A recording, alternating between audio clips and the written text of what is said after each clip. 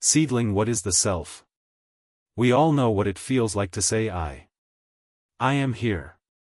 I feel. I think. I decide. That is what Jung called the ego. The conscious center of your personality. But, the ego is only a small part of you. Beneath the surface lies the unconscious. Personal memories you've forgotten. Desires you've repressed. And even deeper, the collective unconscious. With its archetypes and universal patterns. And somewhere, in the very heart of this vast system, there is a center. A totality. The whole of who you are, conscious and unconscious together. That center is the self. Cyclone, the self versus the ego. Jung made it clear. The ego is not the self. The ego is like the captain of a ship. It steers. It decides. It believes it's in charge. But the self is the ocean. It is both the ship and the sea. It is the whole. The ego lives in the realm of duality. Me and not me. Good and bad. Right and wrong. The self transcends duality. It unites opposites. It holds the light and the shadow. The masculine and the feminine. The conscious and the unconscious. The self is what you are. Beyond what you think you are. Link the self as an archetype. The self is also an archetype. One of the most important in Jungian psychology. It often appears in dreams and myths as sun with face, a divine child. White circle, a mandala. Herb, a wise old man or woman. Snake, a serpent or dragon. Snow-capped mountain, a jewel, a treasure. All these images point to the same truth. The wholeness and totality of the psyche. Compass, individuation, the journey to the self. So, how do we reach the self? We don't create it. We don't build it. It's already there. But we must become aware of it. We must realize it. This process is called individuation. Individuation means becoming who you truly are. Not just what society expects you to be. Not just what your parents wanted you to be. But who you are, in your wholeness. Railway track, the stages of individuation. Individuation is not easy. It's not linear. It often begins with a crisis. A feeling of being lost. Here are the key stages Jung described. Keycap 1, encountering the shadow. The first step is facing your shadow. Everything you deny or repress. Your anger. Your fear. Your selfishness. Your unlived potential.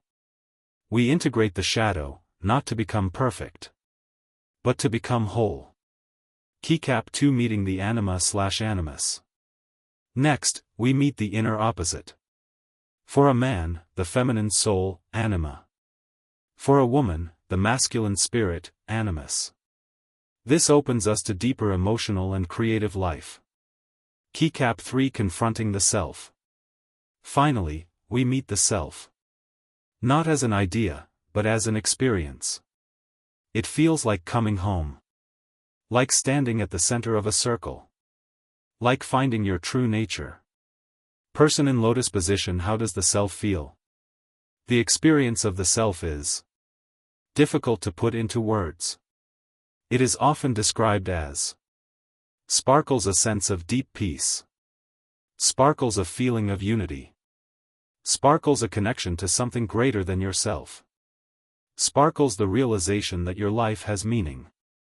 In many spiritual traditions, this is called enlightenment.